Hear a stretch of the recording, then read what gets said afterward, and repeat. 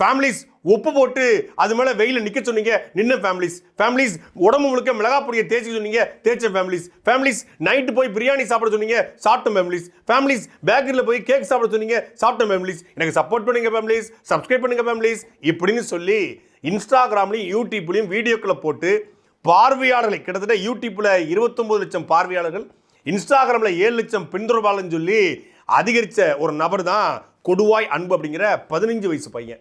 இந்த 15 வயசு பையன் ஸ்கேம் பண்ணிட்டான், லட்சங்களை ஏமாத்திட்டான், ஆன்லைன் ட்ரேடிங் சொல்லி மோசடி பண்ணிட்டான்னு சொல்லி கொடுவாய் அன்பு ஸ்கேம் சொல்லி பல பேர் இன்ஸ்டாகிராமில் ரீல்ஸ் போட்டிருக்காங்க. இன்ஸ்டாகிராம் பக்கம் போனாலே இந்த குட்டி குஞ்சானுடைய வீடியோ தான் தொடர்ச்சியாக வந்து கொண்டே இருக்கு.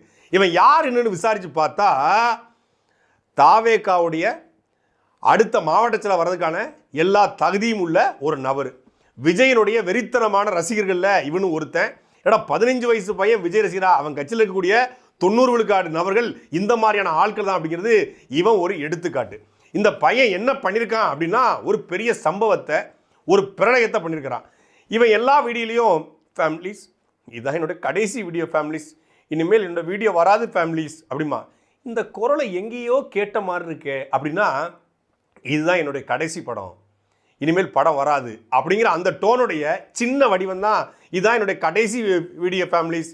கடைசி வீடியோ ஃபேமிலிஸ், இது கடைசி படம் நண்பா நண்பிஸ். அதாவது ஸ்கேம் பண்ணுறதுல ஒரு குட்டி விஜய் தான் இந்த கொடுவாய் அன்பு. இது கடைசி படம், நான் அரசியலுக்கு வர போகிறேன், எனக்கு எல்லாரும் ஓட்டு போட்டு முதலமைச்சராக்குங்க அப்படின்னு சொன்ன மாதிரி இது கடைசி வீடியோ, சப்ஸ்கிரைப் பண்ணுங்க, 1000 ரூபா கொடுத்தீங்கன்னா உங்களுக்கு 16,550 ரூபா கிடைக்கும்.